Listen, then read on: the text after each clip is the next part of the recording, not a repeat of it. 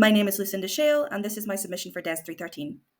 My project Game Dev Sim is a cooperative two-player tabletop game designed to deliver the intended player experience of managing resources in a high-pressure environment. In this presentation, I will explain how the design of Game Dev Sim was informed by 5 best practices identified through an analysis of existing games, predominantly Pandemic and Agricola.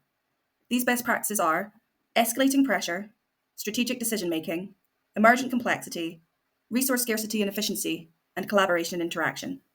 I will also discuss the game's formal, dramatic, and dynamic elements and how the rules, procedures, and systems of Game Dev Sim align with these best practices and contribute to achieving the intended player experience. In Game Dev Sim, players take on the roles of the producer and the designer in a AAA game development studio.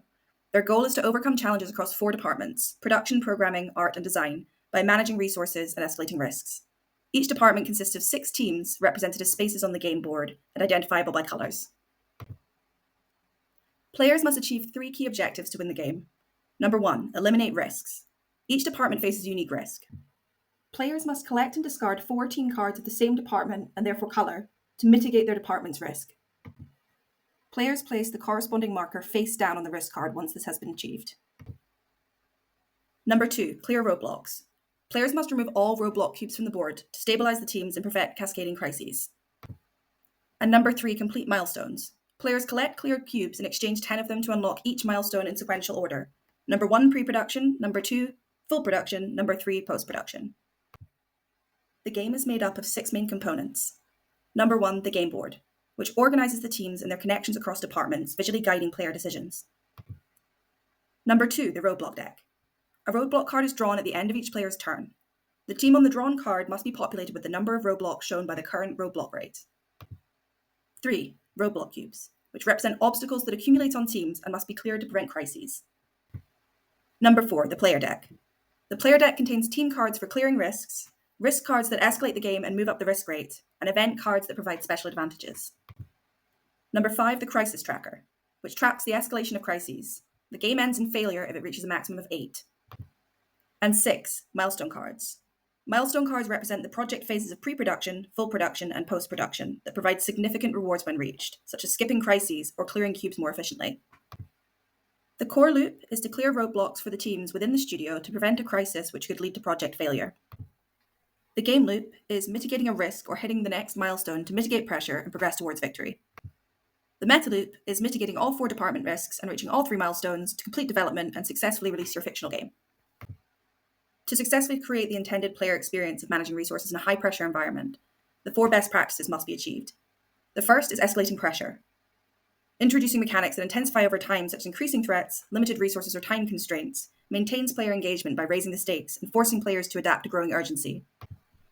In Game Dev Sim, the escalating pressure is primarily implemented through the roadblock rate, which increases as risk cards are drawn. At the start of the game, only 1 cube is added per turn, but this number steadily rises as the roadblock rate advances, creating mounting challenges. Additionally, the crisis tracker escalates tension.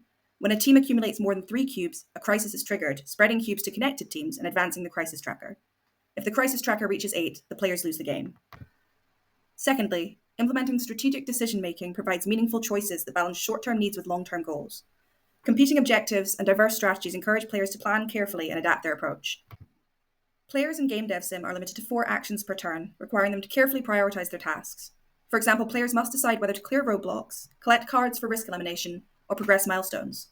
Additionally, milestones must be achieved sequentially, and their rewards, such as preventing the crisis tracker from advancing, incentivize long-term planning. Thirdly, emergent complexity. Designing simple mechanics that interact dynamically to create unexpected challenges. Modular systems, randomness, and interdependencies ensure no 2 games feel the same, fostering replayability and encouraging creative solutions. The interaction of roadblock cubes, risk cards, and the crisis tracker creates cascading consequences that require players to constantly adapt. Risk cards introduce unexpected penalties, such as immediately adding cubes to specific teams or advancing the roadblock rate, while the randomized deck order ensures variability. 4, resource scarcity and efficiency. Limiting resources forces players into making tough decisions and prioritizing efficiency. This scarcity amplifies tension while rewarding optimized strategies and careful planning. Roadblock cubes are both a threat and a resource. Players must clear cubes to prevent crises, but the cleared cubes are also needed to achieve milestones. Running out of cubes results in an automatic loss, forcing players to balance short-term crisis management with long-term resource allocation. 5, collaboration and interaction.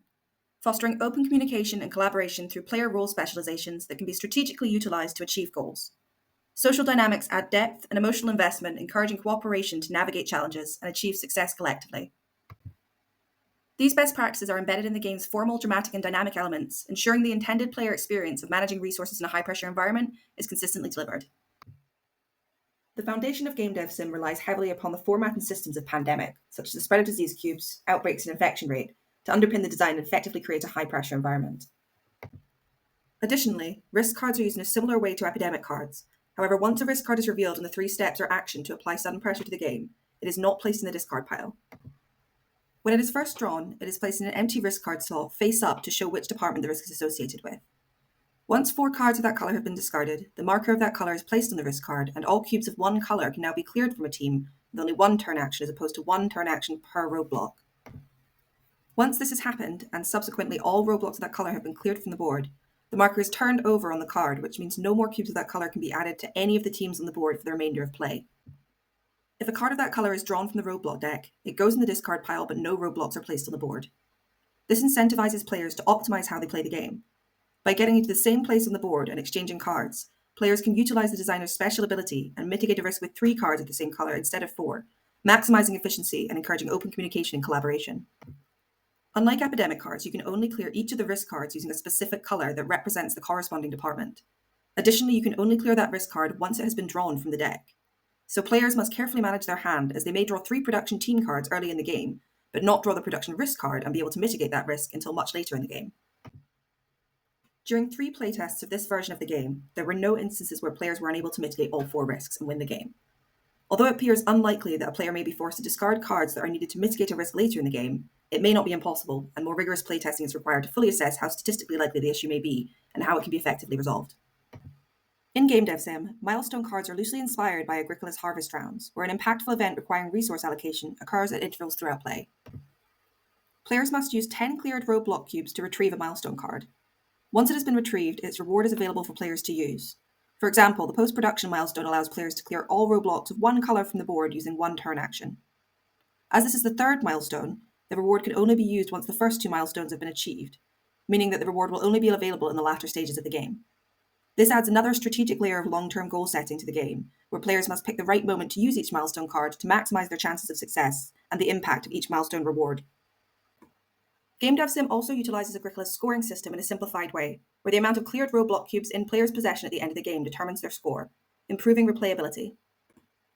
Players must use a total of 30 of their cleared roadblocks to gain all 3 of the milestone cards required to win the game, but they must also ensure that they are clearing enough additional roadblocks, not only to prevent a crisis, which could lead to a game loss, but also to ensure that the roadblock cube piles never hit 0, which means they immediately lose the game.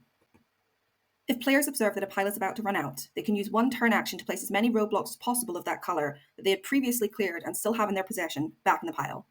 This prevents a game loss, but is detrimental to their final score, which means clearing roadblocks remains desirable even towards the end of the game when most risks have been mitigated and most milestones have been reached. In conclusion, Game Dev Sim effectively integrates escalating pressure, strategic decision-making, emergent complexity, resource scarcity, and collaboration to create a cohesive and engaging experience.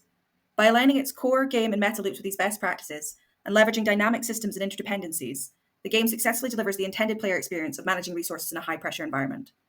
Playtesting the game validated these design choices.